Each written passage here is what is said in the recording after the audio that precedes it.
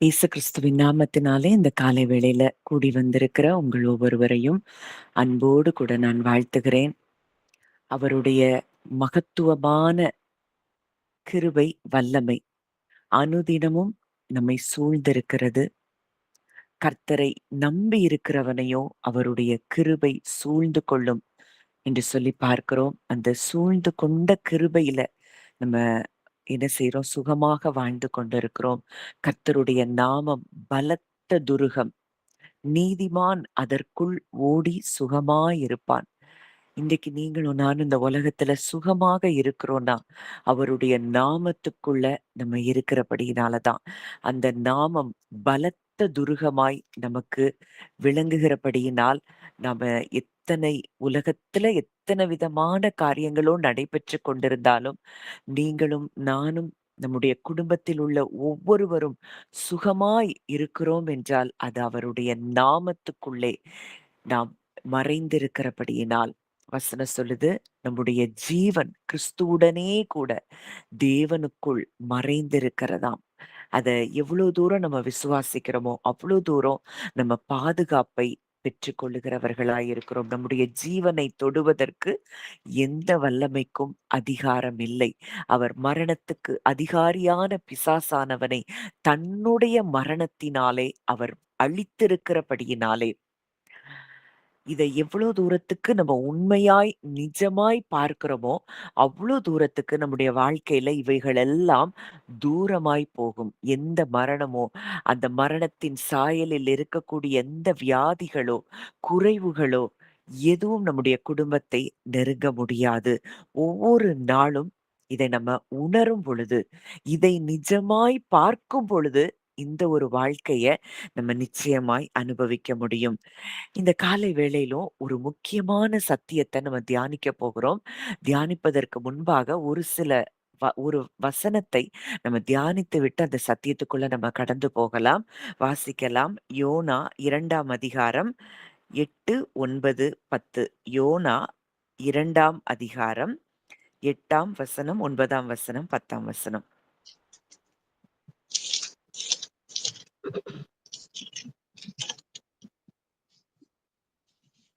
பொய்யான மாயை பற்றிக் கொள்கிறவர்கள் தங்களுக்கு வரும் கிருபையை போக்கடிக்கிறார்கள். நானோவெனில் துதியின் சத்தத்தோடே உமக்கு பலியிடுவேன். நான் பண்ணின பொருத்தனையை செலுத்துவேன். ரட்சிப்பு கர்த்தருடையது என்றான். கர்த்தர் மீனுக்கு கட்டளையிட்டார். அது யோனாவை கரையில் கக்கிவிட்டது. பொய்யான மாயையை பற்றிக் கொள்ளுகிறவர்கள் தங்களுக்கு வரும் கிருபையை போக்கடிக்கிறார்கள். இது யோனா மீனின் வயிற்றிலிருந்து சொல்லுகிற ஒரு வார்த்தை. அங்க நினிவேக்கு போகிறதற்கு பதிலா தர்ஷீஸ்க்கு கப்பல் ஏறி போறான். அங்க கடல்ல தூக்கி போடுறாங்க. அதுக்கப்புறம் மீன் அவனை விழுங்குது. அந்த மீனின் வயிற்றிலிருந்து யோனா சொன்ன வார்த்தை தான் இது. இதுக்குள்ள நிறைய அர்த்தங்கள் இருக்கு இந்த வசனத்துக்குள்ள. பொய்யான மாயையை பற்றிக் கொள்ளுகிறவர்கள் தங்களுக்கு வரும் கிருபையை போக்கடிக்கிறார்கள். இன்றைக்கு பொய்யான மாயை அப்படின்னா என்ன? வசனம் சொல்லுது, பிசாசானவன் பொய்யனும் பொய்க்கு பிதாவுமாய் இருக்கிறான். அவன் பேசும்போது தன் சொந்தத்தில் எடுத்து பேசுகிறான். இன்றைக்கு தேவனுடைய வார்த்தையை தவிர மற்ற எந்த வார்த்தை உங்களுக்கு நேராய் வந்தாலும் அதை நீங்கள் பிடித்து கொண்டிருப்பீங்கன்னா நீங்க பொய்யான மாயையை பற்றி கொண்டிருக்கிறவர்கள். அவர் சொல்லிட்டாரு, நீங்க சுகமாயிட்டீங்கன்னு சொல்லிட்டாரு. ஆனா இன்னும் நீங்க அத பிசிக்கலா நீங்க அத பார்க்கலங்கிறதுக்காக அவர் சொன்ன வார்த்தை பொய் அல்ல.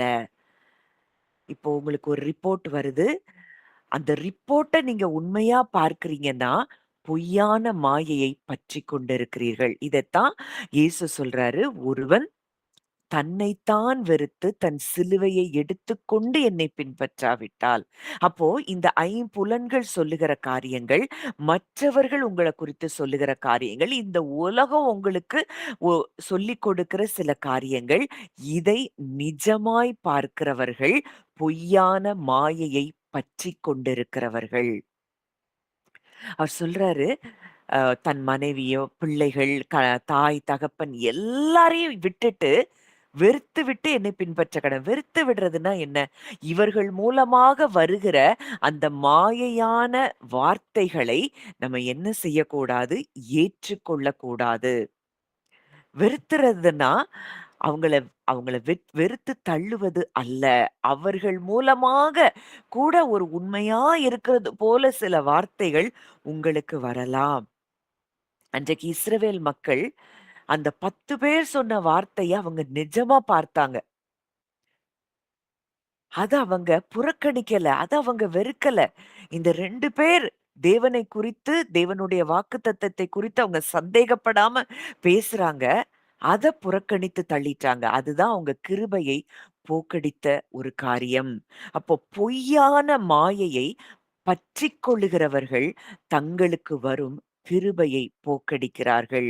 இன்றைக்கு ஒவ்வொரு நாளும் நம்ம அவருடைய வார்த்தையை நம்ம தியானித்துக் கொண்டிருக்கிறோம். இதை எவ்வளவு தூரம் நம்ம உண்மையாய், நிஜமாய், சத்தியமாய் பார்க்கிறோமோ, இதுதான் நமக்கு ரட்சிப்பை தரும். அடுத்த வசனத்துல அவர் சொல்றாரு, "நானோவெனில் துதியின் சத்தத்தோடே உமக்கு பலியிடுவேன். நான் பண்ணின பொருத்தனையை செலுத்துவேன். ரட்சிப்பு கர்த்தருடையது" என்றான். இப்போ ரட்சிப்பு யாருடையதுன்னு யோனா புரிந்து கொண்டான். கர்த்தருடையது. இந்த உலகமோ, உலகத்துல இருக்கிற மனிதர்களோ, இல்ல உலகத்துல இது இப்படி நடந்து இப்படி வந்தா எனக்கு ஒரு விடுதலை கிடைக்கும். அப்படின்னு சொல்லி நீங்களா ஒன்றை யோசித்துக் கொண்டிருக்கிறீங்களோ, இது எதுவும் உங்களை ரட்சிக்க முடியாது. உங்களை பாதுகாக்க முடியாது. உங்களை விடுவிக்க முடியாது.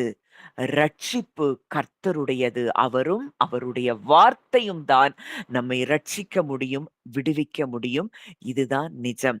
இது சொன்ன மாத்திரத்துல ரட்சிப்பு கர்த்தருடையதுன்னு யோனா எப்போ இருதயத்துல இருந்து அவன் அறிந்து கொண்டானோ, புரிந்து கொண்டானோ, அடுத்த நிமிடம் அங்க என்ன நடக்குது? கர்த்தர் மீனுக்கு கட்டளையிட்டார். அது யோனாவை கரையிலே கக்கிவிட்டது. இன்றைக்கு நீங்களும் நானும் ரட்சிப்பு எங்கிருந்து வரும்னு சொல்லி எதிர்பார்த்து கொண்டிருக்கிறோம். மனிதர்கள் மூலமாவா? இல்ல டாக்டர்ஸ் மூலமாவா? இல்ல உங்களுக்கு நீங்க நினைக்கிற பலம் வாய்ந்த சக்தியுள்ள மனிதர்கள் மூலமாய் இது எனக்கு நடக்கணும் அப்படின்னு சொல்லி நம்ம நினைத்து கொண்டிருக்கிறோமா? எதுவும் நமக்கு ரட்சிப்பை தர முடியாது. பொய்யான மாயையை பற்றிக் கொள்ளுகிறவர்கள். பொய்யை பற்றிக் கொண்டிருந்துட்டோம். தேவன் சொன்னதை தவிர. இப்ப உதாரணத்துக்கு ஒரு வார்த்தை சொல்லணும்னா, அவர் என்ன சொல்றாரு? "உன் அலங்கத்துக்குள்ளே சமாதானம், உன் அரமனைகளுக்குள்ளே சுகம்." ஒருவேளை இன்னைக்கு நீங்க அத எக்ஸ்பீரியன்ஸ் பண்ணாம இருக்கலாம். ஆனா, அதுதான் நிஜம்னா, அதுதான் நிஜம். என் ஆண்டவர் சொல்லியிருக்கிறாரு, "என் அலங்கத்துக்குள்ள சமாதானம், என் அரமனைகளுக்குள்ளே சுகம். வாதை என் கூடாரத்தை அணுகாது, பொல்லாப்பு எனக்கு நேரிடாது."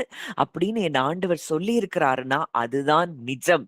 இன்னைக்கு உலகத்துல அங்க நடந்தது, இங்க நடந்தது, அவங்களுக்கு நடந்தது, இவங்களுக்கு நடந்தது.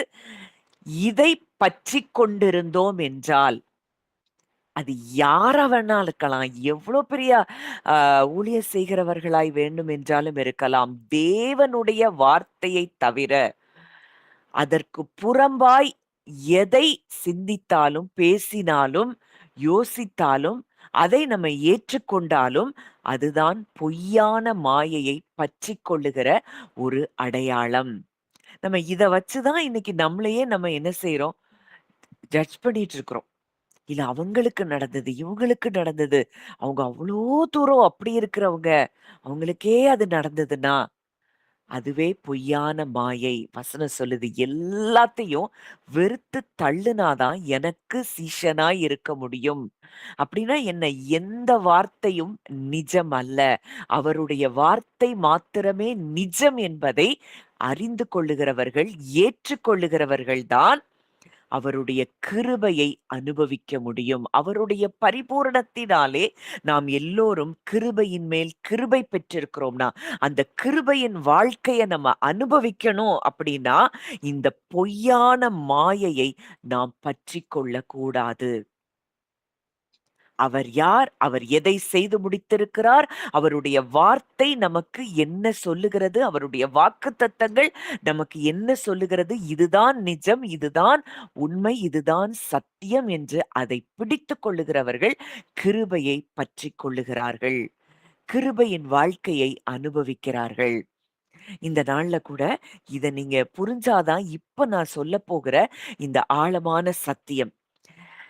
சொல்லப்படுகிற இன்றைக்கு பேசப்படுகிற ஒவ்வொரு வார்த்தையும் உங்க இருதயத்துல அது ஆணித்தரமாய் பதிக்கப்படுவதாக. இப்போ ரொம்ப முக்கியமான வேதத்திலே ரொம்ப முக்கியமான ஒரு அதிகாரம் ரோமர் 5வது அதிகாரம். இந்த ரோமர் 5ல இருந்து தான் ஒரு மிக ஆழமான சத்தியத்தை இன்றைக்கு நாம் என்ன செய்ய போறோம்? கற்றுக்கொள்ள போகிறோம். ஆவியானவர் நமக்கு கற்றுக் கொடுக்க போகிறார். இப்போ முதலாவது இந்த ரோமர் 5ல என்ன இருக்கு அப்படின்னா, தேவனுடைய கிருபை நம்முடைய பாவத்துக்கு எதிராக இவ்வளவு தூரம் செயல்படுது. கிறிஸ்துவின் கீழ்ப்படிதல் ஆதாமின் கீழ்ப்படியாமைக்கு எதிராக மாறுதலாக செயல்பட்டதை அது காண்பிக்கிறதா இருக்குது. இப்போ இன்றைக்கும் இந்த நாள்லயும் வாழ்க்கையின் எத்தனையோ விதமான போராட்டங்கள சோர்ந்து போயிருக்கிற உங்களுக்கு இன்றைக்கு நீங்கள் கேட்கிற வார்த்தை உங்களுக்கு புது நம்பிக்கையும் விடுதலையும் நிச்சயமாக தரும் என்பதை நான் விசுவாசிக்கிறேன். இப்போ நம்ம ரட்சிக்கப்படுறோம். ரட்சிக்கப்பட்ட ஆவிக்குரிய அந்த காலத்தின் ஆரம்ப நாட்கள்ல நம்ம எப்பவுமே நம்ம அவருக்கு பிரியமா நடக்கணும்னு நம்ம முயற்சி பண்றோம். நம்முடைய செயல்கள், நம்முடைய டூயிங்ஸ் இத பற்றியே கவலைப்படுறோம். ஐயோ! நான் அத செஞ்சுட்டேனே, நான் இத செஞ்சுட்டேனே அப்படின்னு நம்ம செய்த தவறுகளை எண்ணி எண்ணி நம்ம வருத்தப்பட்டு கொண்டே இருக்கிறோம். என்ன நினைக்கிறோம்? நம்ம வெளிப்படையா சில பழக்கவழக்கங்கள மாற்றிவிட்டா, நம்ம நல்ல கிறிஸ்தவர்களாய் வாழ்ந்து விடலாம் அப்படின்னு சொல்லி நம்ம நம்புறோம்.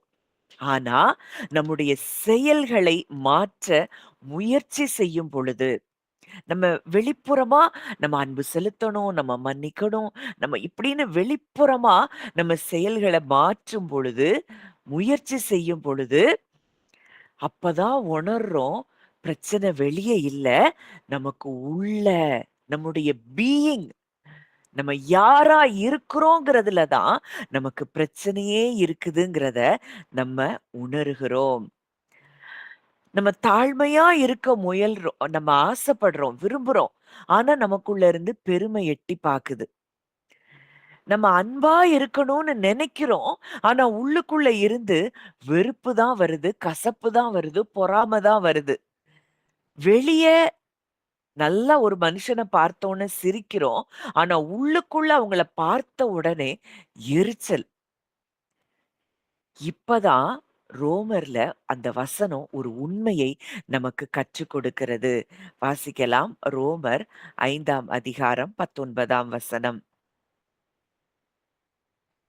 ரோமர் அன்றியும் 5:19. ம். அன்றியும் ஒரே மனுஷனுடைய கீழ்ப்படியாமையினாலே அநேகர் பாவிகள் ஆக்கப்பட்டது போல ஒருவருடைய கீழ்ப்படிதனாலே அநேகர் நீதிமான்கள் ஆக்கப்படுவார்கள். ஒரே மனுஷனுடைய கீழ்ப்படியாமையினாலே இப்போ இந்த ஒரு ஆதாம் தான் என்ன செஞ்சான்? கீழ்ப்படியாமைக்குள்ள போனா, அது நிமித்தம் அநேகர் பாவிகளாக்கப்பட்டது போல. இன்னைக்கு அந்த ஒரு ஆதாமுக்குள்ள தான் முதல்ல எல்லாரும் பிறக்கிறோம். இந்த முதல் ஆதாமின் நிமித்தம் நம்ம எல்லாரும் பாவிகள் ஆக்கப்பட்டோம். தாவீது சொல்றாரு, என் தாய் என்னை பாவத்தில் கர்ப்பம் தரித்தாள். அப்போ ஏதோ நம்ம சில தவறுகள செய்றதுனால மட்டும் நம்ம பாவிகள் ஆகல. மாறாக நம்ம பிறப்பிலேயே நம்ம பாவி பாவிங்கிற அந்த சுபாவத்துல தான், அந்த பாவ சாயல்ல தான் நம்ம பிறக்கிறோம். தேவனுடைய அந்த வம்சத்தில் வராமல், அந்த முதல் ஆதாம் கீழ்ப்படியாமையின் அந்த வம்சத்துக்குள்ள தான் நம்ம பிறக்கிறோம். இது நம்முடைய நம்முடைய ஜீன்லயே அது என்ன செய்யுது? பயாலஜிக்கலா இந்த இந்த பிறப்பிலேயே நம்ம பிறக்கிறபடியினால, நம்முடைய பிரச்சனை அப்படிங்கிறது நம்முடைய பிஹேவியர்ல இல்ல. நம்முடைய பிரச்சனை நம்முடைய ஹெரிடிட்டில, நம்முடைய ஜீன்ல இருக்குது. இன்னைக்கும் நம்மளால முடியல. சில காரியங்கள நம்ம நல்லது தான் செய்யணும்னு நெனைக்கிறோம். ஐயோ! நம்ம அன்புல தான் இருக்கணும்னு நெனைக்கிறோம். ஆனாலும் ஏன் முடியல அப்படின்னா, நாம் எல்லோரும் ஆதாமின் அந்த வழித்தோன்றல்களா இருக்கிறோம். நம்ம தாத்தா, பாட்டி, நம்ம அப்பா, அம்மா, நம்ம பூட்டம் பூட்டி இவங்களுக்குள்ள தான் என்ன நடந்துச்சோ, அதுதான் நமக்கும் நடக்கிறது. ஆதாம் ஏதேன்ல பாவம் செய்த பொழுது, அந்த பாவத்துக்கு நாமும் பங்காளிகள் ஆனோம். அதனால தான் பிறப்பிலேயே அந்த ஆதாமின் பாவ சுபாவத்தை நம்ம பெற்றிருக்கிறோம். இதனால தான் இந்த ஆதாம் எப்படி தேவன நம்ப முடியலையோ, அதனால தான் நம்பாலயும் அவர முழுமையா நம்ப முடியல. சூழ்நிலைகளுக்கு மத்தியில அவர நம்ப முடியல. எல்லாமே பயமா இருக்கு, கவலையா இருக்கு, சோர்வா இருக்கு. ஏன்? இது எல்லாமே அந்த முதல் ஆதாமின் வழித்தோன்றல்களாய் நாம் இருக்கிறபடியினால். இப்போ ரோமர்ல அந்த 7வது அதிகாரத்துல பவுல் அழகா சொல்லுவாரு, நான் விரும்பினதை செய்யாமல் விரும்பாததையே செய்கிறேன். அந்த வசனம் 19. வாசிங்க ஆன்ட்டி. ஆதலால் நான் விரும்புகிற நன்மையைச் செய்யாமல், விரும்பாத தீமையையே செய்கிறேன். ஆ, ஆ 18 வாசிங்க ஆன்ட்டி. அது எப்படியெனில், என்னிடத்தில் அதாவது என் மாம்சத்தில் நன்மை வாசமாய் இருக்கிறதில்லை என்று நான் அறிந்திருக்கிறேன். நன்மை ம். செய்ய வேண்டுமென்கிற விருப்பம் என்னிடத்தில் இருக்கிறது. நன்மை செய்வதோ என்னிடத்தில் இல்லை. நான் நினைக்கிறேன், நன்மை செய்யணும்னு நினைக்கிறேன். ஆனா நன்மை செய்வதோ என்னிடத்தில் இல்லை. 20, 21 வாசிங்க ஆன்ட்டி. 20, 21, 22. அந்தப்படி நான் விரும்பாததை நான் செய்தால், நான் அல்ல, எனக்குள்ளே வாசமாய் இருக்கிற பாவமே அப்படி செய்கிறது. ஆனபடியால் நன்மை செய்ய விரும்புகிற என்னிடத்தில் தீமை உண்டென்கிற ஒரு பிரமாணத்தை காண்கிறேன். உள்ளான மனுஷனுக்கேற்றபடி தேவனுடைய நியாயப் பிரமாணத்தின் மேல் பிரியமாயிருக்கிறேன். அங்க அவர் சொல்றாரு, விரும்பாததை நான் செய்தால் நான் அல்ல. அவர் தன்னை அந்த இடத்துல பிரிச்சு பார்க்கிறார். இது நானே அல்ல. எனக்குள்ளே வாசமாயிருக்கிற பாவமே அப்படி செய்கிறது. இது எங்கிருந்து வருது? நன்மை செய்ய விரும்புகிற என்னிடத்தில் தீமை உண்டு என்கிற ஒரு பிரமாணத்தை காண்கிறேன். எனக்குள்ள ஒரு பிரமாணம் செயல்பட்டு கொண்டிருக்கிறது. உள்ளான மனுஷனுக்கு ஏற்றபடி தேவனுடைய நியாயப்பிரமாணத்தின் மேல பிரியமா இருக்கிறேன். ஆனா, என் மனதின் பிரமாணத்துக்கு விரோதமாய் போராடுகிற வேறொரு பிரமாணத்தை என் அவயவங்களில் இருக்க காண்கிறேன். அது என் அவயவங்களில் உண்டாயிருக்கிற பாவ பிரமாணத்துக்கு என்னை சிறையாக்கிக் கொள்ளுகிறது.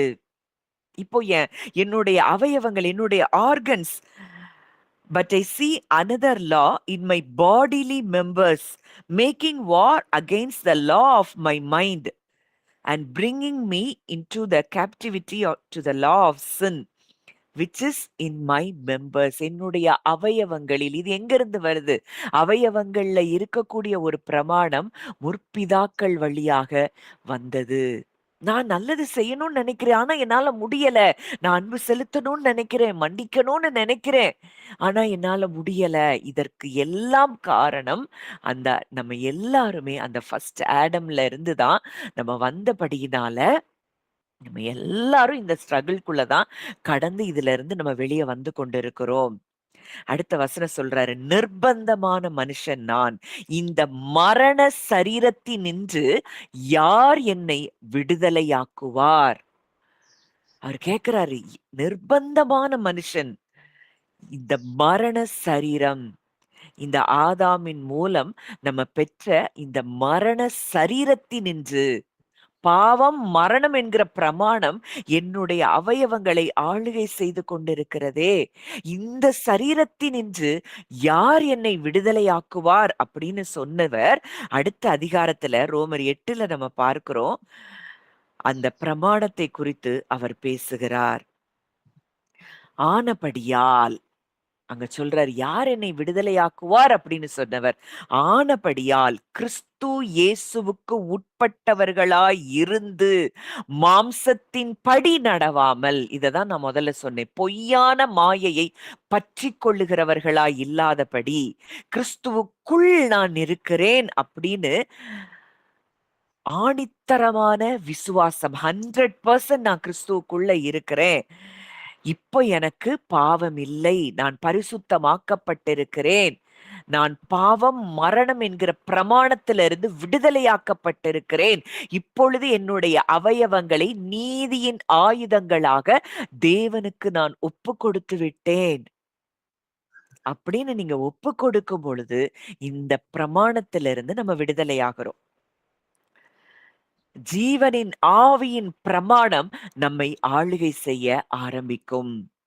கிருபையின் வாழ்க்கையை நம்ம அனுபவிக்க ஆரம்பிக்கிறோம். இப்போ நம்முடைய சுய முயற்சியினால, இது நல்ல கவனமா இதுக்கு இனிமேல் வருகிற ஒவ்வொரு வார்த்தையும் நீங்க கவனமா கேட்பீங்கன்னா, பல பகுதிகள்ல உங்களுக்கு இன்றைக்கு விடுதலை உண்டாகும். இப்போ நம்முடைய செல்ஃப்ல நம்முடைய முயற்சி பண்ணி நம்ம பெற்றோரையோ இல்ல நம்ம ஜீனியாலஜியோ நிச்சயமாய் மாற்றவே முடியாது. ஆதாமினுடைய ஸ்பாவத்திலிருந்து நம்மையும் மாற்ற முடியாது. அவனுடைய வம்சத்துல இருந்து நம்மை பிரிப்பதற்கு இயேசு கிறிஸ்துவினுடைய ரத்தம் மாத்திரமும் நமக்கு போதாது. இப்ப இயேசு கிறிஸ்துவனுடைய ரத்தம் நம்மை மீட்டெடுத்திருக்குது, நம்மை பாவமற சுத்திகரித்திருக்கிறது. அது எல்லாம் நிஜம்தான். ஆனா அந்த ஜீனியாலஜில இருந்து இன்றைக்கு கிறிஸ்துவின் ஜீனியாலஜிக்குள்ள நம்ம வரணும் அப்படின்னா அதற்கு ஒரு மரணம் தேவை. ஆதாமின் வம்சத்தில் இருந்து பிரிந்து கிறிஸ்துவின் வம்சத்துக்குள்ளே நாம் வருவதற்கு மரணம் தேவைப்பட்டது. நம்ம பிறப்பின் வழியா ஆதாமுக்குள்ள வந்தோம். அப்போ நம்ம மரணத்தின் மூலமாக தான் அவன்ல இருந்து வெளியேற முடியும். அந்த முதல் ஆதாம்ல இருந்து நம்ம வெளியேறணும்னா, இப்போ வரைக்கும் நான் சொல்றது புரியுதா எல்லாருக்கும்? ஏன்னா புரிஞ்சாதான் அடுத்தது நான் சொல்லும்போது உங்களுக்கு புரியும்.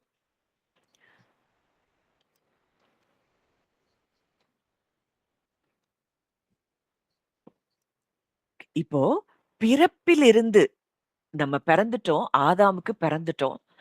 முதல் ஆதாமுக்கு நம்ம பிறந்துட்டோம். இப்போ இந்த முதல் ஆதாம்ல இருந்து முதல் ஆதாம்ல இருந்து நம்ம மரணம் அடைஞ்சாதான் அந்த முதல் ஆதாமை விட்டு நம்ம வெளியே வர முடியும். இப்போ பாவம் நிறைஞ்சு போய் இருக்கிற இந்த வாழ்க்கைய முடிவுக்கு கொண்டு வர்றதுக்கு மரணம் தான் விடுதலையின் ஒரு ரகசியமாய் இருக்கிறது. நம்ம எல்லாரும் மரிச்சு போனாதான், இந்த முதல் ஆதாமுக்கு நம்ம மரிச்சு போனாதான் இந்த முதல் ஆதாமின் பாவத்தில் பிடியிலிருந்து நம்ம வெளியே வர முடியும். ஆனா நம்ம எப்படி சாக முடியும்? நம்மள நாமே என்ன செய்ய முடியாது? மாய்த்து கொள்ள முடியாது. நம்ம மரணத்தை நோக்கி நம்ம போக முடியாது. இப்போதான் தேவன் நமக்காக ஒரு அற்புதமான காரியத்தை தேவன் செய்கிறார். இப்போ ரோமர் 6ல அந்த வசனம் வாசிங்க. கிறிஸ்து இயேசுக்குள்ளாக ஞான ஸ்நானம் பெற்றவர்கள். ரோமர் 6ஆம் அதிகாரம்.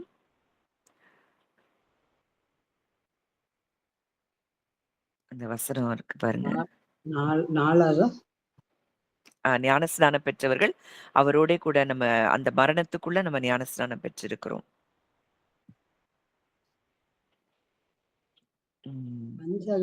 ஆதலால் அவருடைய மரணத்தின் சாயலில் நாம் இணைக்கப்பட்டவர்களானால் அவர் உயிர்த்தெழுதலின் சாயலில் இணைக்கப்பட்டிருப்போம்.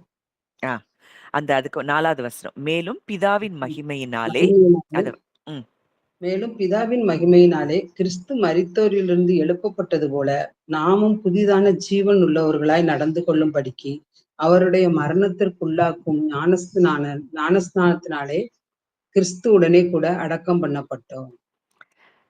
இப்போ அவருக்குள்ள கிறிஸ்துவுக்குள்ள நம்ம கிறிஸ்து கூடவே நாமும் இந்த முதல் ஆதாமின் வழி வந்த எல்லா விதமான பாவத்திலிருந்து, சாபத்திலிருந்து, எல்லாத்துல இருந்தும் நம்ம என்ன செஞ்சுட்டோம்? மரித்து போய்விட்டோம். கிறிஸ்துவுடனே கூட அவர் மரித்து உயிர்த்தெழுந்து விட்டார். அதனால நாமும் புதிதான ஜீவன் உள்ளவர்களாய் நடந்து கொள்ளும்படிக்கு இன்றைக்கு முழுமையுமாய் நம்மிடத்துல பழைய ஆதாமின் சாயல் கிறிஸ்துவுடனே கூட மரித்து விட்டது. அப்போ மரணத்தின் சாயல்ல நம்ம இணைக்கப்பட்டிருக்கிறோம்னா, உயிர்த்தெழுதலின் சாயலிலும் இணைக்கப்பட்டிருக்கிறோம். 6வது வசனம் சொல்லுது, நாம் இனி பாவத்துக்கு ஊழியம் செய்யாதபடிக்கு பாவ சரீரம் ஒழிந்து போகும் பொருட்டாக நம்முடைய பழைய மனுஷன் அவரோடே கூட சிலுவையில் அறையப்பட்டதென்று அறிந்திருக்கிறோம். இன்னைக்கு நீங்க நல்லா புரியணும். உங்களுடைய பழைய மனுஷன், பழைய வாழ்க்கை நீங்க இப்பவும் பயந்து கொண்டு இருக்கிறீங்க. ஐயோ! அன்னைக்கு நான் அத செஞ்சேனே, இத செஞ்சேனே. அதனால எனக்கு இது வந்துருச்சோ, இதனால எனக்கு இது வந்துருமோ? ஒண்ணு நல்லா புரியணும். உங்களுடைய பழைய மனுஷன் அவரோடே கூட சிலுவையில் அறையப்பட்டு விட்டான். இதுதான் நிஜம். இத நிஜம்னு நம்ம எப்ப விசுவாசிக்கிறோமோ, அவருடைய கிருபையை நாம் அனுபவிக்க முடியும். இல்லையே, நமக்கு ஒண்ணுமே நடந்த மாரி தெரியலையே. இதெல்லாம் நடந்திருக்கா? அப்படின்னு நீங்க நினைப்பீங்கன்னா, நீங்கள் பொய்யான மாயையை பற்றிக் கொண்டிருக்கிறீர்கள். அடுத்த வசனம் சொல்லுது, மரித்தவன் பாவத்துக்கு நீங்கி விடுதலையாக்கப்பட்டிருக்கிறானே. நம்ம எல்லாரும் மரித்து கிறிஸ்துவுடனே கூட மரித்திருக்கிறோம்னா, பாவத்திற்கு நீங்கி விடுதலையாக்கப்பட்டிருக்கிறோம். ஆகையால் கிறிஸ்துவுடனே கூட நாம் மரித்தோமானால் அவருடனே கூட பிழைத்தும் இருப்போம் என்று நம்புகிறோம். 11வது வசனம் வாசிங்கன்றி அதே அதிகாரம் 11. அப்படியே நீங்களும் உங்களை பாவத்துக்கு மரித்தவர்களாகவும் நம்முடைய கர்த்தராகிய இயேசு கிறிஸ்துவுக்குள் தேவனுக்கென்று பிழைத்திருக்கிறவர்களாகவும் எண்ணிக்கொள்ளுங்கள். அப்படியே நீங்களும் உங்களை பாவத்திற்கு மரித்தவர்களாகவும் இன்னைக்கு நல்லா புரியணும். இததான் நீங்க விசுவாசிக்கணும். ஒவ்வொரு நேரம் உங்களுக்கு ஒரு எண்ணம் எழும்பும் பொழுது, இல்ல நான் பாவத்திற்கு மரித்திருக்கிறேன். பழைய காரியங்கள் எல்லாம் உங்களுக்கு அவன் எடுத்து காட்டும் பொழுது, அது பொய்யான மாயை. நான் பாவத்திற்கு மரித்து விட்டேன். நான் கிறிஸ்துவுடனே கூட இன்றைக்கு உயிரோடு எழுந்திருக்கிறேன். அப்போ பாவத்திற்கு மரித்தவர்களாவும் நம்முடைய கர்த்தராகிய இயேசு கிறிஸ்துவுக்குள் தேவனுக்கென்று பிழைத்திருக்கிறவர்களாகவும் எண்ணிக்கொள்ளுங்கள். இததான் எண்ணணும். பவுல் அழகா நமக்கு சொல்லி தர்றாரு. எதை எண்ணணும்? நீங்க பாவத்துக்கு மரிச்சிட்டீங்க. கிறிஸ்துவுக்குள்ள தேவனுக்கென்று நீங்க பிழைத்திருக்கிறீங்கன்னு எண்ணிக்கொள்ளுங்கள். இதை எண்ணும் பொழுதுதான் உண்மையாகவே நாம் அந்த எண்ணங்களிலிருந்து ஆதாமின் வழி வந்த எண்ணங்களிலிருந்து நாம் விடுதலை பெற முடியும். You must count yourselves as dead indeed to sin. நம்ம என்ன செய்யணுமா? எண்ணிக்கொள்ளணும். Count your cells. நம்ம என்ன செஞ்சுட்டோம்? பாவத்துக்கு மரிச்சிட்டோம். இப்ப பாவத்திற்கு மரித்தவன் பாவத்தினின்று நீங்கி விடுதலையாக்கப்பட்டிருக்கிறானே. நம்ம விடுதலை ஆயிட்டோம். நம்மளை இனி எதுவும் கட்டி வைக்க முடியாது. இதுதான் நிஜம். இதுதான் சத்தியம். சரி, இப்ப கிறிஸ்துவுக்குள்ள நம்ம ஞான ஸ்நானம் பெற்றிருக்கிறத நம்ம அறிந்து, நம்ம அவருடைய மரணத்துக்குள்ள நம்ம மரணம் அடைஞ்சு, அவர் உயிர்த்தெழுந்தப்போ நாமும் அவரோடு உயிரோடு எழுந்து உன்னதத்துல உட்கார்ந்து இருக்கிறோம். இன்றைக்கு நம்மை எதுவும் ஆள முடியாத இடத்துல நம்ம உட்கார்ந்து இருக்கிறோம். முற்றிலுமாய் முதல் ஆதாமிலிருந்து நாம் விடுதலையாக்கப்பட்டிருக்கிறோம். இப்போ சிலருக்கு ஒரு எண்ணம் இருக்கும். நம்ம எப்படி கிறிஸ்துவுக்குள்ள போக முடியும்? நான் எப்படி கிறிஸ்துவுக்குள்ள போக முடியும்? ஒண்ணு நல்லா புரியணும். வாசிக்கலாம். 1 கொரிந்தியர் 1ஆம் அதிகாரம் 30ஆம் வசனம். 1 கொரிந்தியர் 1:30. அந்தப்படி நீங்கள் அவராலே கிறிஸ்து இயேசுக்குட்பட்டிருக்கிறீர்கள். எழுதியிருக்கிறபடி மேன்மை பாராட்டுகிறவன் கர்த்தரை குறித்தே மேன்மை பாராட்டத்தக்கதாக ம். அடுத்தது வாசி. அவரே தேவனால் நமக்கு ஞானமும் நீதியும் பரிசுத்தமும் மீட்பும் ஆனார். அந்தப்படி நீங்கள் அவராலே கிறிஸ்து இயேசுவுக்கு உட்பட்டிருக்கிறீர்கள். நம்ம செஞ்ச எதுவும் கிடையாது. இன்றைக்கு முழு மனுக்குலமும் இயேசு கிறிஸ்து சிலுவையில் அறையப்பட்ட பொழுது நம்மை அவருக்குள் அவரே வைத்து விட்டார். இத விசுவாசிக்கிறது மட்டும்தான் நம்ம வேலை. நான் கிறிஸ்து மரித்த பொழுது நான் அவருக்குள் இருந்தேன். அந்தப்படி நீங்கள் அவராலே கிறிஸ்து இயேசுவுக்கு தேவனாலே நாம் கிறிஸ்து இயேசுவுக்கு உட்பட்டிருக்கிறோம். நம்ம எதுவுமே செய்யல. அவரே அதை செய்திருக்கிறார். அப்போ சிலுவையில் அவர் மரித்த பொழுது, இயேசு சிலுவையில் மரித்த பொழுது நாமும் அவரோடே கூட மரித்தோம். இது இனி எதிர்காலத்துல நடக்க வேண்டியது இல்ல. இது ஏற்கனவே நடந்து முடிந்த ஒரு நித்தியமான உண்மை. இதை தேவனே செய்திருக்கிறார். இன்றைக்கு அவரே நம்மை கிறிஸ்துவுக்கு உட்படுத்தி விட்டார். இதுதான் நிஜம், இதுதான் சத்தியம். அப்போ இன்னைக்கும் உங்க மூதாதையர் செஞ்சது, உங்க தாய் தகப்பன் செஞ்சது, இல்ல ஆதாமின் வழி வந்த எந்த காரியமும் இனி நம்மை தொட முடியாது என்பதுதான் நிஜம். கலத்தியர் 3:13 பார்க்கிறோம். மரத்திலே தூக்கப்பட்ட எவனும் சபிக்கப்பட்டவன் என்று எழுதியிருக்கிறபடி கிறிஸ்து நமக்காக சாபமாகி நியாயப்பிரமாணத்தின் சாபத்திற்கு நம்மை நீங்கலாக்கி மீட்டுக் கொண்டார். அப்போ எல்லாத்துல இருந்தும் நம்ம என்ன செஞ்சுட்டோம்? விடுதலையாக்கப்பட்டு விட்டோம். அவருடைய மரணத்துக்குள்ள நம்ம என்ன செஞ்சுட்டோம்? மரணம் அடைந்து விட்டோம். நம்ம பாவத்துக்கு நீங்கி விடுதலையாக்கப்பட்டிருக்கிறோம். இனி பாவம், மரணம் என்கிற பிரமாணம் நம்மை ஆளுகை செய்ய முடியாது. அது ஒரு ஒரு ஒரு வந்துகிட்டே இருக்கு. முழு மனுக்குலத்தையும் பின்தொடர்ந்து வந்து கொண்டிருக்குது. பாவம், பாவத்தினால் மரணம். இதுதான் சங்கீதத்துல 103 பார்க்கிறோம். அவர் உன் அக்கிரமங்களை எல்லாம் மன்னித்து, உன் நோய்களை எல்லாம் குணமாக்கி, உன் பிராணனை அழிவுக்கு விலக்கி மீட்டு, உன்னை கிருபையினாலும் இரக்கங்களினாலும் முடிசூட்டி, நன்மையினால் உன் வாயை திருப்தியாக்குகிறார். கழுகுக்கு சமானமாய் திரும்ப உன் வயது வால வயது போல் ஆகிறது. இத நிஜமா பார்க்கிறோம். இந்த சத்தியத்த உண்மையா பார்க்கிறோம்னா, அந்த சத்தியத்த நம்ம வாழ்க்கையில நம்ம அடைய முடியும். அந்த லைஃப நம்ம என்ஜாய் பண்ண முடியும். நம்முடைய நோய்கள் எல்லாம், அக்கிரமங்கள், மீறுதல்கள் எல்லாம் நம்மை விட்டு நீங்கி போயிருச்சுன்னா, நம்முடைய நோய்கள் எல்லாம் குணமாகி விட்டது. அவருடைய தழும்புகளால் நாம் குணமானோம். ஏன்னா இது ஒரு சுழற்சியா தான் வந்துட்டே இருக்கு முழு மனுக்குலத்துக்கும். பாவம், மரணம், பாவம், மரணம்னு.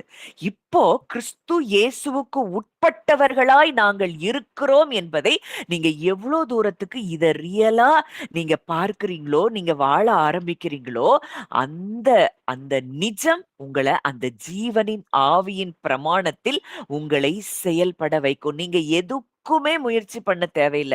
நீங்க கிறிஸ்துவுக்குள்ள வந்துட்டீங்கங்கிறத மட்டும் நீங்க உணர ஆரம்பிச்சா போதும். உங்க பொருளாதார தேவையோ, இல்ல உங்க குடும்பத்தின் சூழ்நிலைகள் எது மாறணுமோ, இல்ல பலவீனங்கள் மாறணுமோ, இது எல்லாம் உங்களுக்கு தானாக உங்க சரீரத்துல இந்த பிரமாணம் செயல்பட ஆரம்பிக்கும். உங்கள் குடும்பங்களிலே இந்த பிரமாணம் செயல்பட ஆரம்பிக்கும். இதுவரைக்கும் நீங்க போராடி, போராடி முயற்சி பண்ணி அவங்கள சரி பண்ணணும், இவங்கள சரி பண்ணணும் அப்படின்னு நீங்க முயற்சி பண்ணி கொண்டிருந்திருக்கலாம். உங்க கான்ஷியஸ்னஸ் கிறிஸ்து இயேசுவுக்குள் நீங்க யாரா இருக்கிறீங்கங்கிறதுல நீங்க உணர ஆரம்பிக்கும் பொழுது, இந்த ஹையர் டைமென்ஷனுக்கு உங்க கான்ஷியஸ்னஸ் ஷிஃப்ட் ஆகும் பொழுது, எப்படி ஒரு ஆதாமினுடைய அந்த எண்ணத்தினாலே முழு மனுக்குலமும் என்ன செஞ்சிருச்சு? அவங்க எல்லாருடைய அந்த கான்ஷியஸ்னஸும் பாதாளத்துக்குள்ள கடந்து போயிருச்சு. இப்போ உங்க ஒருத்தருடைய கான்ஷியஸ்னஸ், நீங்க கிறிஸ்து இயேசுவுக்கு உட்பட்டிருக்கிறீங்க. இன்றைக்கு இந்த உலகத்தில் சொல்லப்படுகிற எந்த காரியமும் எனக்குரியதல்ல.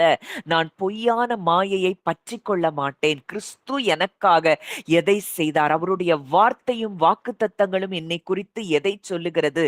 இதை மாத்திரமே நான் பற்றிக் கொள்ளுவேன் அப்படின்னு நீங்க உறுதியா நீங்க இருப்பீங்கன்னா, நீங்க கிருபையை பெற்றுக்கொள்வீர்கள். உங்கள் நிமித்தம் உங்களுடைய அனைத்து சூழ்நிலைகளும் மாற ஆரம்பிக்கும். ஒரு ஆதாம் அப்படி திங்க் பண்ணதுனால, முழு உலகமும் அந்த இடத்துக்கு போகும்னா, நீங்க 2ஆம் ஆதாமாகிய கிறிஸ்துவுக்குள்ள இருக்கிறீங்கன்னா, உங்களுடைய எண்ணங்களிலே, உங்களுடைய இருதயத்திலே இந்த மாற்றம் வரும்பொழுது, அது உங்களுடைய குடும்பத்தில மாற்றங்களை ஏற்படுத்தும். உங்களை சார்ந்திருக்கிறவர்களுடைய இருதயங்களிலே மாற்றங்களை ஏற்படுத்தும். இந்த பூமி உங்களுக்காக செயல்பட ஆரம்பிக்கும். இதுதான் தேவ புத்திரர்கள் எழும்புவது என்று சொல்லி ரோமர் 8ல பார்க்கிறோம். இந்த தேவ புத்திரர்கள் எழும்பும் பொழுது எல்லாமே அங்க சிருஷ்டிக்கப்பட்ட பொழுது அது எப்படி படைக்கப்பட்டதோ அந்த இடத்துக்கு சிருஷ்டிப்புகள் எல்லாம் வருமாம். இதுதான் ஏசாயா 35லலாம் பார்க்கிறோம். எல்லாம் ஒண்ணு போல சிங்கமும் ஆட்டுக்குட்டியும் மேயும். இதெல்லாம் நம்ம பார்க்கிறோம். ஏன்னா, இந்த கான்ஷியஸ்னஸ்ல ஷிஃப்ட் ஆன பிறகு எல்லா அனிமல்ஸ் எல்லாத்துடைய அ இதுலயும் மாற்றங்கள் வந்துவிட்டது. பூமி பலனை கொடுக்க முடியல. பூமி முள்ளையும் குறுக்கையும் பிறப்பித்தது. இந்த முதல் ஆதாமினுடைய செயலினாலே.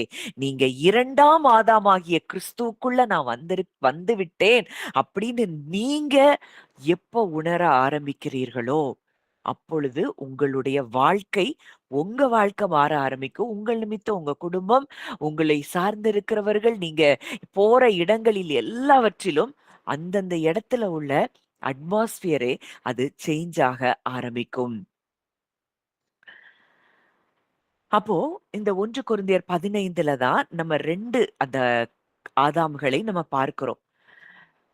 இயேசு சிலுவையில் தொங்கின பொழுது, லாஸ்ட் ஆடம், பிந்தின ஆதாம்.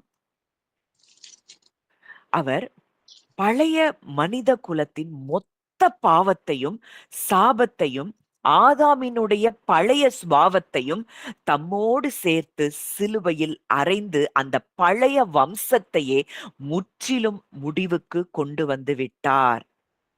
இததான் யோவான்ல பார்க்கிறோம். யோவான் 1ஆம் அதிகாரம் 12, 13 வாசிங்க ஆன்ட்டி. யோவான் 1, 12, 13. அவருடைய நாமத்தின் மேல் விசுவாசம் உள்ளவர்களாய் அவரை ஏற்றுக்கொண்டவர்கள் எத்தனை பேர்களோ அத்தனை பேர்களும் தேவனுடைய பிள்ளைகள் ஆகும்படி அவர்களுக்கு அதிகாரம் கொடுத்தார்.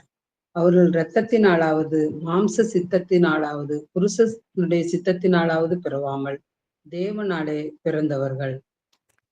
அவருடைய நாமத்தின் மேல் விசுவாசம் உள்ளவர்களாய் அவரை ஏற்றுக்கொண்டவர்கள் எத்தனை பேர்களோ அத்தனை பேர்களும் தேவனுடைய பிள்ளைகளாகும்படி அதிகாரம் கொடுத்தார்.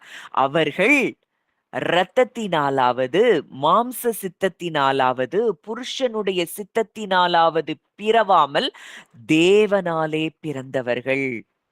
இன்னைக்கு நல்லா புரியணும். நீங்க இந்த உலகத்துல வந்த அந்த தாய் தகப்பனவோ, இல்ல உங்க மூதாதையர் வழியிலயோ நீங்க வரல. நீங்க இப்ப யாருக்கு பிறந்திருக்கிறீங்க? தேவனுக்கு பிறந்திருக்கிறீங்க. அவருக்கு பிள்ளைகளாகும்படி உங்களுக்கு அதிகாரம் அவர் கொடுத்திருக்கிறார்னா, இன்றைக்கு இந்த ஜீனியாலஜி, அந்த ஃபர்ஸ்ட் ஆடம்ல இருந்து வந்த ஜீனியாலஜில இருந்து நீங்க டோட்டலா கட் ஆயிட்டீங்க. உங்க தாய் தகப்பன் அந்த ஜீனியாலஜில இருந்தும் நீங்க கட் ஆயிட்டீங்க. இப்ப நீங்க யாருக்கு பிறந்திருக்கிறீங்க? தேவனுக்கு பிறந்திருக்கிறீர்கள். அப்போ இவர் உயிர்த்தெழுந்த பொழுது ஒரு புது மனுக்குலத்தின் ஒரு தலைவராய், ராஜாவாய், ஒரு புது வம்சத்தின் தொடக்கமாய் அவர் உயிர்த்தெழுந்தார். நாமும் கிறிஸ்துவோடு கூட மரித்த பொழுது, அவரை ஏற்றுக்கொண்ட பொழுது அவருக்குள்ள நம்ம மரித்து போனோம். அப்பொழுதே அந்த ஆதாமின் வம்சம் முடிந்தது. சரீரத்துல இனி அந்த பிரமாணம் எனக்குள்ளே செயல்படாது அப்படிங்கிறத நீங்க நம்பணும். அவரோடு கூட உயிர்த்தெழுந்த பொழுது ஒரு புது வம்சத்துக்குள்ள, புது சந்ததியாய் நாம் மாற்றப்பட்டோம். ஒரு சந்ததி அவரை சேவிக்கும். அது தலைமுறை தலைமுறையாய் ஆண்டவருடைய சந்ததி எனப்படும் என்று சொல்லி வேதம் சொல்லுது. அதுதான் நீங்களும் நானும். இப்போ ஒண்ணு நல்லா புரியணும். இந்த பழைய மனுஷன நம்மளால அடக்கவோ, கட்டுப்படுத்தவோ, பாவத்தை எதிர்த்து போராடவோ முடியாது. அதுக்கு நீங்க முயற்சியும் பண்ணாதீங்க. பாவத்தை எதிர்த்து போராடுறதுக்கு, இன்னும் எனக்கு பலன் வேணும். இன்னும் நான் கோவப்படாம இருப்பேன். அப்படின்னு சொல்லி ஜெபிக்கிறதுனாலயும் பலன் இல்லை.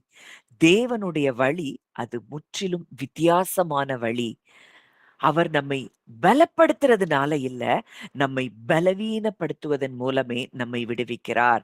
நம்முடைய பழைய மனுஷனுக்கு உதவி செய்வது அல்ல, அவனை சிலுவையில் அறையப்படுவதே தேவனுடைய திட்டம். ஆ, நீங்க ஒரு மிஷனரிய குறித்து கேள்விப்பட்டிருப்பீங்க. ஹட்சன் டெய்லர். அவர் பல வருஷங்களா அவருக்குள்ள ஒரு போராட்டம். எப்படி நான் கிறிஸ்துவுக்குள்ள நிலைத்திருப்பது? எப்படி நான் திராட்சை செடியில இருந்து ஜீவனை பெறுவது? அப்படின்னு அழுதிருக்கிறாரு, போராடி இருக்கிறாரு. எவ்வளவு முயன்றாலும் அவரால முடியவே இல்ல. ஒரு நாள் தேவனுடைய வெளிச்சம் அவர் மேல வீசினதாம். ரெவலேஷன் கிடைச்சது. நான் ஏன் கிறிஸ்துவுக்குள்ள போக போராடணும்? அவராலே நான் அவருக்கு உட்பட்டு இருக்கிறேனே. அவர்தான் செடி, அவர்தான் வேர், அவர்தான் ஸ்டெம்மு. நான் அவருக்கு அவருக்கு கிளையா இருக்கிறேன், பிரான்ச்சா இருக்கிறேன். நான் என்னைய ஒரு பிரான்ச்சா, கிளையா மாற்ற வேண்டிய அவசியம் இல்ல. நான் ஏற்கனவே அவர்ல ஒரு கிளையாகத்தான் இருக்கிறேன் அப்படின்னு இயேசுவே சொல்லி இருக்கிறாரே. நான் அத விசுவாசிச்சு அந்த வார்த்தையின்படி வாழ்ந்தால் மாத்திரம் போதும் அப்படின்னு அவருக்கு ஒரு பெரிய வெளிச்சம் கிடைச்சுதான். அன்றிலிருந்து அவருடைய ஆத்துமாவுல மிகப்பெரிய பேரானந்தமும், சமாதானமும் நிறைக்கப்பட்டு ஒரு வாழ்க்கை வாழ்ந்தாராம். அவர் எழுதுறாரு, "முன்பு நான் குருடனா இருந்தேன். இப்பொழுதோ நான் பார்க்கிறேன். நான் கிறிஸ்துவோடு கூட அடக்கம் பண்ணப்பட்டு, அவரோடே கூட உயிர்த்தெழுந்து, உன்னதத்திலே அவரோடு கூட உட்கார்ந்திருக்கிறேன். தேவன் என்னை அப்படித்தான் பார்க்கிறார்." விசுவாசம் அப்படின்னா என்னன்னா, தேவன் நம்மளை எப்படி பார்க்கிறாரோ, அப்படி நம்மை நாம் பார்ப்பதற்கு பெயர்தான் விசுவாசம். தேவன் இன்னைக்கு உங்களை எப்படி பார்க்கிறார்? நீங்கள் அவராலே கிறிஸ்துவுக்கு உட்பட்டிருக்கிறீர்கள். உங்கள பாவமற்றவர்கள பரிசுத்தராய், குற்றமற்றவர்களாய், கண்டிக்கப்படாதவர்களாய் அவர் உங்களை பார்க்கிறார். உன்னதத்துல நீங்க அவரோடு கூட உட்கார வைக்கப்பட்டிருக்கிறதை அவர் பார்க்கிறார். ஆனால் நீங்கள் உங்களை எப்படி பார்க்கிறீங்க? இதுதான் இன்றைக்கு நம்முடைய மனது மறுரூபமாக வேண்டியது அவசியம். இப்போ ஏற்கனவே ஒரு ரூம்குள்ள நீங்க இருக்கிறீங்க. இந்த ரூம்குள்ள நீங்க போறதுக்கு முயற்சி செய்யணும் அப்படின்னு சொல்றது எப்படி ஒரு ஒரு அறியாமை. அதுபோலதான் ஏற்கனவே கிறிஸ்துவுக்குள்ள இருக்கிற நீங்க அவருக்குள்ள போகிறதற்கு போராடுறதும் வீணான ஒரு காரியம். அவருக்குள்ள போறதுக்கு இன்னும் அதிகமான ஜெபம் அதெல்லாம் நமக்கு இல்ல. வெளிப்பாடு தான் நமக்கு தேவை. Divine revelations. அதுதான் பவுல் ஜெபிக்கிறார். அவரை நீங்கள் அறிந்து கொள்ளும்படிக்கு பிரகாசமுள்ள மனக்கண்கள். அவர் ஏற்கனவே சிலுவையில் செய்து முடித்த காரியங்களை குறித்ததான தெய்வீகமான வெளிப்பாடு நமக்கு இருந்தா போதும். நம்ம மனக்கண்கள் பிரகாசிக்கும் பொழுது நம்முடைய போராட்டங்கள் முடிவுக்கு வரும். நம்முடைய இருதயம் துதியினால் நிரம்பும். எப்படி யோனாவுக்கு ஒரு பிரகாசம் வந்தது. அவனுடைய மனக்கண்கள் பிரகாசம் அடையுது. ரட்சிப்பு கர்த்தருடையது. நான் பொய்யான மாயையை பின்பற்ற மாட்டேன். அங்க சொல்லுது, ஒருவனுடைய கீழ்ப்படியாமையினாலே அநேகர் பாவிகள் ஆக்கப்பட்டது போல ஒருவருடைய கீழ்ப்படிதலினாலே அநேகர் நீதிமான்கள் ஆக்கப்படுவார்கள். ஆதாமுக்குள்ள எல்லாத்தையும் இழந்து போனோம். அவரோடு கூட இருக்கிற உறவை இழந்து போனோம். அவருடைய பிரசன்ஸ நம்மளால ஃபீல் பண்ண முடியாத இடத்துக்கு வந்தோம். எப்பொழுதும் நாமும் தேவனும் தூரமா இருக்கிறத போல உணர்ந்தோம். ஆனால் கிறிஸ்துவுக்குள் எல்லாவற்றையும் நாம் மறுபடியும் பெற்றிருக்கிறோம். பாவம், மரணம் அரசாண்ட இடத்துல இப்போ அவருடைய கிருபை இயேசு கிறிஸ்துவின் மூலமாய் ஜீவன நம்மை அரசாண்டு கொண்டிருக்கிறது. கிறிஸ்து ஜீவனாய் இருக்கிறார். அந்த ஜீவன் தான் இன்றைக்கு நம்மை ஆட்சி செய்கிறதுனா, எப்படி மரணம் நம்மை ஆளுகை செய்ய முடியும்? இதை எந்த அளவுக்கு நிஜமாய் பார்க்கிறோமோ, அந்த அளவுக்கு அந்த ஜீவனின் வாழ்க்கையை நாம் அனுபவிக்க முடியும். அதே அதிகாரம் ரோமர் 5:17 வாசிங்க ஆன்ட்டி. அல்லாமலும் ஒருவனுடைய மீறுதலினாலே அந்த ஒருவன் மூலமாய் மரணம் ஆண்டு கொண்டிருக்க, கிருபையின் பரிபூரணத்தையும் நீதியாகிய ஈவின் பரிபூரணத்தையும் பெறுகிறவர்கள் இயேசு கிறிஸ்து என்னும் ஒருவராலே ஜீவனை அடைந்து ஆளுவார்கள் என்பது அதிக நிச்சயமாமே. வசனம் தெளிவா சொல்லுது. ஒருவன் மூலமாய், அந்த ஒருவன் மூலமாய் மரணம் ஆண்டு கொண்டிருக்க. மரணம் என்ன செஞ்சுட்டு இருந்தது? ஆளுகை செய்து கொண்டிருந்தது. எல்லா மனிதர்களும் மரணத்துக்கு ஏதுவாகத்தான் இருந்தார்கள். ஆனால் தேவன் கிறிஸ்துவின் மூலமாக இந்த மரணத்திலிருந்து தப்பித்துக் கொள்ளுகிற ஒரு வழியை தேவன் உண்டு பண்ணினார். ஜீவனை அடைந்து ஆளுவார்கள். கிருபையின் பரிபூரணத்தை நாம் பெற்றிருக்கிறோம்.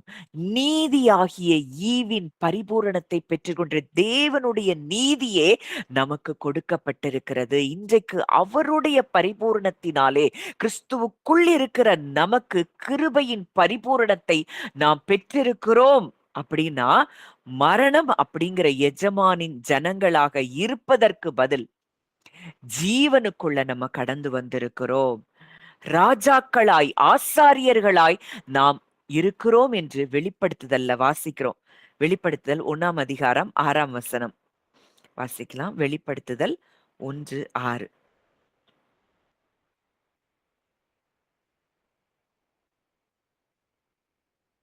ஆன்ட்டி வாசிக்கிறீங்களா? ஆன்ட்டி இல்லையோ? நான் வாசிக்கிறேன். நம்மிடத்தில் அன்பு கூர்ந்து தமது இரத்தத்தினாலே நம்முடைய பாவங்கள் அற நம்மை கழுவி தம்முடைய பிதாவாகிய தேவனுக்கு முன்பாக நம்மை ராஜாக்களும் ஆசாரியர்களுமாக்கின அவருக்கு மகிமையும் வல்லமையும் என்றென்றைக்கும் உண்டாயிருப்பதாக. ஆமேன். நம்மிடத்தில் அன்பு கூர்ந்து அவருடைய இரத்தத்தினாலே பாவங்கள் அற நம்மை கழுவி பிதாவாகிய தேவனுக்கு முன்பாக நம்ம எப்படி நிறுத்தி இருக்கிறாராம்? ராஜாக்களாய் ஆசாரியர்களாய் நம்மை நிறுத்தி இருக்கிறாராம்.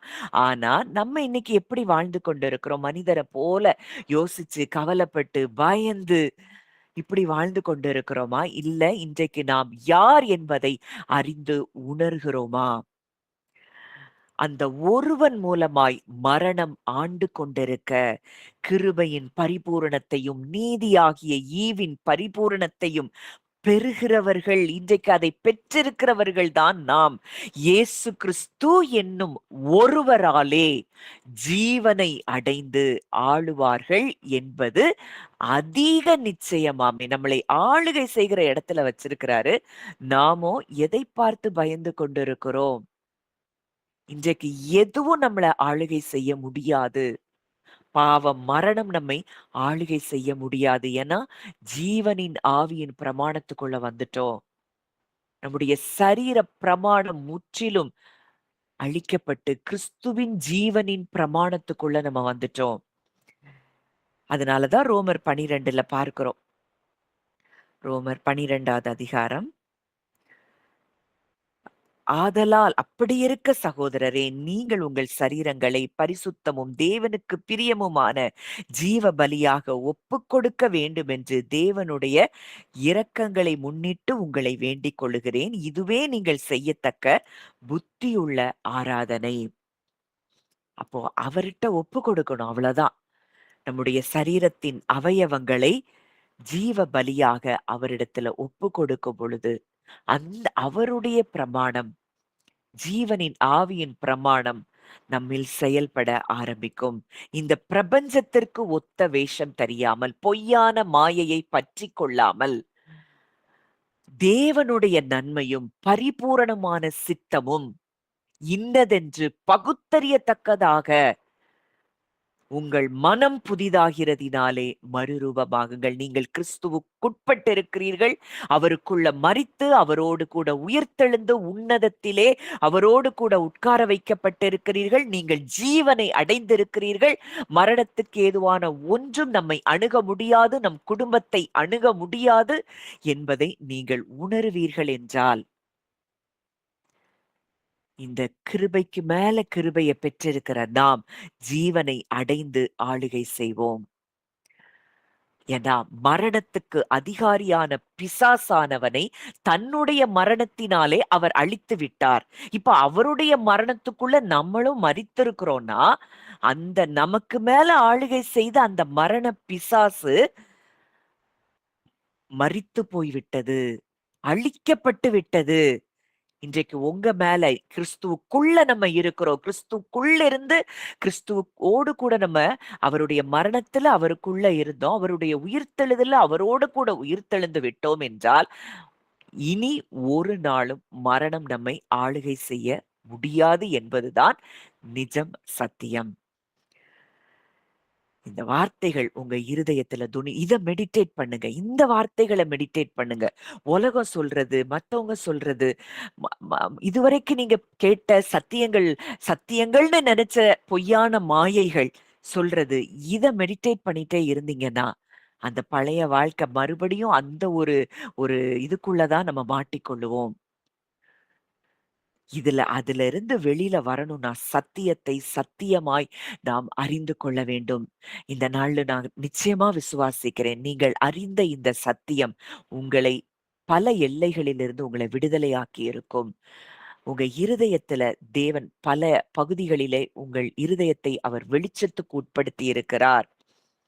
ரீபால் ஹாஷெரமே ஹிதிலி ஷொரு அது கரவா.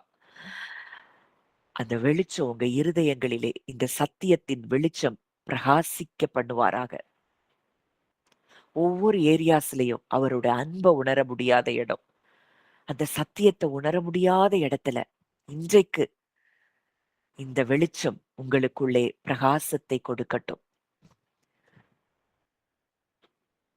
இதுவரைக்கும் சொன்னது எல்லாராலையும் அண்டர்ஸ்டாண்ட் பண்ண முடிஞ்சதா? இல்ல இன்னும் இத டீப்பா நம்ம சொல்லணும்னா, நீங்க என்ட்ட பர்சனலா கூட பேசுங்க. நான் உங்களுக்கு எக்ஸ்பிளைன் பண்றேன். இந்த சத்தியம் தான் உங்கள விடுதலையாக்கும். நீங்க இவ்ளோ நாட்கள் போராடி, போராடி பாவத்துல இருந்து வெளிய வர முடியல. ஒவ்வொரு சூழ்நிலைகளிலிருந்தும் நீங்க வெளிய வர முடியாம நீங்க போராடி கொண்டிருந்திருக்கலாம். இந்த சத்தியம் மாத்திரமே உங்களை விடுதலையாக்கும். இத நல்லா நீங்க உணரணும். எல்லாராலயும் புரிய முடிஞ்சதா? புரிஞ்சவங்க என்னால நல்லா புரிய முடிஞ்சதுன்னு நினைக்கிறவங்க ஒரு தம்ப் சிம்பல் மட்டும் போடுங்க.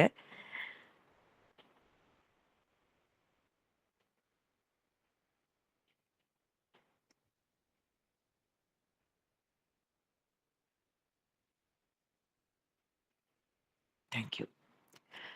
கிறிஸ்து இயேசுவுக்கு உட்பட்டிருக்கிறீர்கள். அதுவும் நீங்க செஞ்சதில்ல. அத அவரே செஞ்சுட்டார். தேவனாலே கிறிஸ்து இயேசுவுக்கு உட்பட்டிருக்கிறீர்கள். கிறிஸ்துவுக்குள் இருக்கிற நமக்கு எந்த விதமான தீமை நமக்கு நேரிடாது. அவர் சொல்லிட்டாரு, என் கரத்துல இருக்கிறவர்களை ஒருவனும் ஒரு காலும் பறித்து கொள்ள முடியாது. என் அப்பாவினுடைய கரத்துக்குள்ள நீங்க இருக்கிறீங்க. ஒருவரும் ஒரு காலும் உங்களை பறித்து கொள்ள முடியாது. இன்றைக்கு அவருக்குள்ள மரித்து, அவருக்குள்ள உயிர்த்தெழுந்து, உன்னதத்துல அவரு கூட உட்கார்ந்து இருக்கிறோம்னா, எப்படி நம்மள மரணம் ஆளுகை செய்ய முடியும்? இந்த பயத்துல இருந்து முதல்ல நம்ம வெளிய வரணும். நம்ம எங்க இருக்கிறோம்? யாரா இருக்கிறோம்? அப்படியே கொஞ்ச நேரம் நம்ம மெடிடேட் பண்ணலாம். ஜெபிக்கலாம். நல்ல தகப்பனே, நன்றியோடு உம்மை துதிக்கிறோம், ஸ்தோத்தரிக்கிறோம் அப்பா. இந்த நாளிலும் நீர் எங்களுக்கு கற்றுக் கொடுத்த இந்த விலையேற பெற்ற சத்தியத்துக்காக நாங்கள் நன்றி செலுத்துகிறோம். உங்க ரத்தம் எங்களுக்காக சிந்தப்பட்டிருக்கு. பாவம் உம்முடைய ரத்தம் எங்களை கழுவிற்று. இன்றைக்கு இந்த பழைய மனுஷனையும் பழைய சாயலும் அப்பா, கிறிஸ்துவாகிய நீர் மரித்த பொழுது நாங்க எல்லாரும் உங்களுக்குள்ள மரித்தத பார்க்கிறோம்ப்பா. நாங்க அப்படியே அத விஷுவலைஸ் பண்ணி பார்க்கிறோம். நீங்க மரிச்சப்போ நாங்க மரித்துட்டோம். நீங்க உயிர்த்தெழுந்தப்போ புதிய சந்ததிகளாய் நாங்கள் உயிர்த்தெழுந்திருக்கிறோம். எங்க மேல, எங்க சரீரத்துல, ஆத்துமாவுல எந்த விதத்துல ஆவி, ஆத்துமா, சரீரம் எல்லாம் பாவ மரணம் என்கிற பிரமாணத்திலிருந்து நாங்க விடுதலையாக்கப்பட்டிருக்கிறோம். இன்றைக்கு உங்க கூட நாங்க மரித்த பொழுது, அந்த மரணத்துக்கு அதிகாரியான பிசாசானவன் உம்முடைய மரணத்தினாலே அவன் அழிக்கப்பட்டு விட்டான். இன்னைக்கு நாங்களும் உங்க கூட மரித்தபடியினாலே, அந்த மரணத்துல அவன் அழிக்கப்பட்டபடியினாலே, இன்றைக்கு உங்க கூட நாங்க உயிர்த்தெழுந்திருக்கிறபடியினாலே, இனி அந்த மரண பிசாசு எங்களையோ, எங்கள் குடும்பங்களையோ ஆளுகை செய்ய இடம் இல்லை என்று சொல்லி நாங்க பேசுகிறோம் அப்பா. ஜீவனுக்குள்ள நாங்க எல்லாரும் வந்திருக்கிறோம். கிறிஸ்துவின் ஜீவனுக்குள்ள நாங்க வந்திருக்கிறோம். அவராலே, தேவனாலே நாங்கள் கிறிஸ்துவுக்கு உட்பட்டு இருக்கிறோம். அவர் எங்களுக்கு, அப்பா, நீர் எங்களுக்கு நல்ல மேய்ப்பனாய் இருக்கிறீர். இந்த நாளிலும் ஒரு நல்ல மேய்ச்சலை நாங்கள் காண எங்களுக்கு உதவி செய்தீர் அப்பா. குருடரை அவர்கள் அறியாத வழியிலே நடத்தி அவர்களுக்கு முன்பாக இருளை வெளிச்சமும் கோணலை செவையுமாக்குகிறவர், கரவலாடுகளை மெதுவாக நடத்துகிறவர். இந்த நாளிலும் நல்ல மேய்ச்சல் அப்பா நாங்கள் கண்டடைய எங்களுக்கு நீங்க உதவி செய்தீங்கப்பா. இந்த சத்தியம் இன்னும் எங்களுக்குள்ள நிஜமாய் மாறட்டும்.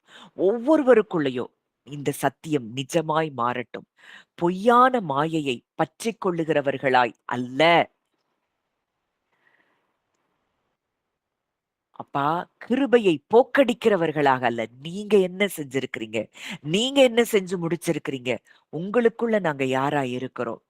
இதை மாத்திரமே உறுதியாய் பார்க்க, உண்மையாய் பார்க்க தகப்பன் எங்களுக்கு கிருபை தாங்க. வந்த ஒவ்வொருவரையும் மனதார உங்க பிள்ளையா நான் பிளஸ் பண்றேன். ஒவ்வொருவரையும் நீர் விடுவித்தபடியினால் நன்றி செலுத்துகிறேன். ஒவ்வொருவருக்குள்ளேயும் உங்க வெளிச்சம் பிரகாசித்துக் கொண்டிருக்கிறபடியினால் நன்றி செலுத்துகிறேன். துதி கன மகிமை யாவையும் இயேசு ஒருவருக்கே செலுத்துகிறோம். கர்த்தரும் மீட்பருமாகிய இயேசுவின் மூலம் கேட்கிறோம் ஜீவனுள்ள நல்ல பிதாவே. ஆமேன். ஆமேன்.